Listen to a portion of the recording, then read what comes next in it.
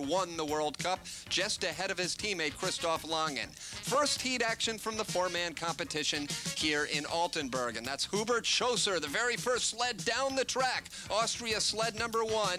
The result of this was not so much poor driving or the dangerous track, it was a broken spring in the sled. However, the sled did right itself a little later down the track and crossed the finish line. Disqualification as well for British sled number 1. The result, a shoelace problem caused the team to start too late.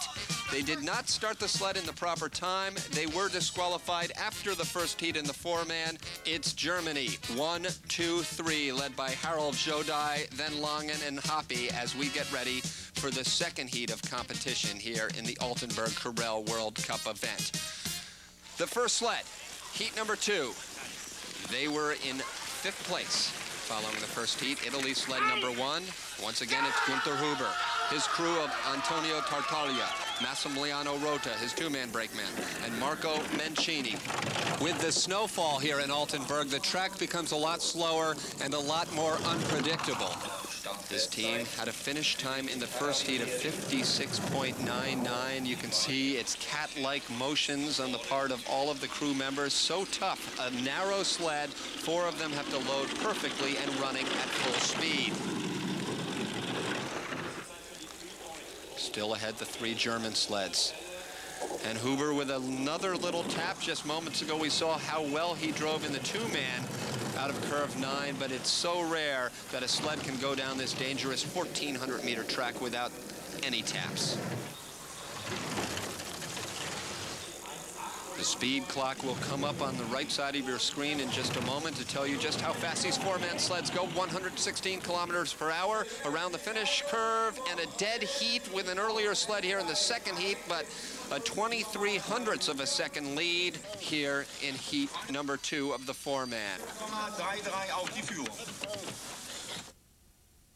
If you want full office suite power at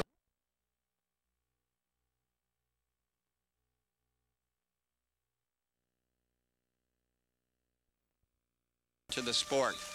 Well, if Albert is the prince, you are now looking at the king of bobsleigh, Wolfgang Hoppe of Germany. He has been around the sport longer than any active participant. He is the 2-time gold medalist at the 1984 Olympics. He won 2 silvers in 1988. He won a bronze in 92. He won a bronze in 94, and he will not go away. 2/100ths of a second off the pace of the Italians who lead, but here come the first of 3 German sleds. Wolfgang Hoppe, Germany number 2, his crew of Ulf Halscher, Renny Hannemann, and Karsten Ambach. Hoppe and team lose a little at the start, largely because Hoppe is among the older competitors at 39 years old, but he is regarded as the best of the four-man drivers, perhaps ever. 3/100ths of a second now in the lead, as they have failed to make many mistakes and are now picking up a bit of time down the track. 40.97, a 1/10 of a second. The lead continues to increase ahead of the Italians. German crowd at the side of the track actually waving to Wolfgang Hoppe. Around the finish curve, the finish time, unbelievable time of 57.03 in these snowy conditions with the track deteriorating. That is remarkable, and the Wolfgang Hoppe fan club loves what they see at the finish. A time of 1:53.94, and they have assured themselves of a medal. Well, here is a look at that precision driving by Wolfgang Hoppe. This is not his home track, but he has probably had more runs down this Altenberg track than any other track in the world. A little bit of a skid, but as usually the case, Hoppe improves upon it quickly, corrects the situation. There again, the time, 1:53.94. They have the lead with 2 sleds remaining. Both of those sleds are also from Germany, and Germany number 2 brakeman Olaf Hampel knows all about the rivalry amongst these countrymen. And it's a hard competition in Germany, and so we must fight. We haven't got our place for European Championships and not for the World Championships. And when the other pilots are faster, they want to go to have our place. So we must fight, and we fight.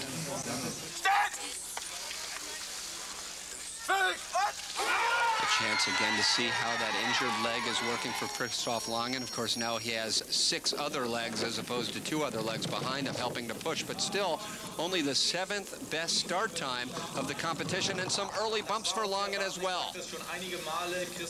So Christoph Langen and Germany number 1, his team of Kai-Uwe Kollert, Sven Rohr, and the just mentioned Olaf Hampel load into the sled and now make their way down the track in search of Wolfgang Hoppe. Not a bad exit, just a slight bump out of 9, probably did not lose much speed, and while they try to chase Hoppe, Wolfgang Hoppe is down meeting his public, signing autographs in the finish area. Content, it would seem, with at least a bronze medal. He's got the first place standing, however, pending what Christoph Langen does. This is the defending world champion around the finish curve. And he does it. He falls behind Hoppe here in the second heat, but his 2-heat combined time is good enough by 11/100ths of a second to retake the lead with just 1 sled remaining. So Germany number 1 and Christoph Langen have won their first World Cup medal of the 1996-1997 Corel Series Tour. There again a look at out of curve 9.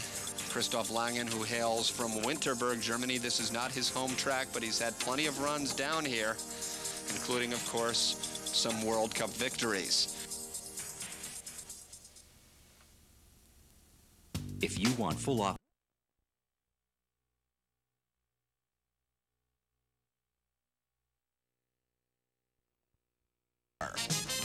And we now have 1 sled remaining. What a great story surrounding this pilot. Harald Jodai, Germany number 3. He's the 1994 Olympic gold medalist. This is his home track here in Altenberg. Listen to the crowd.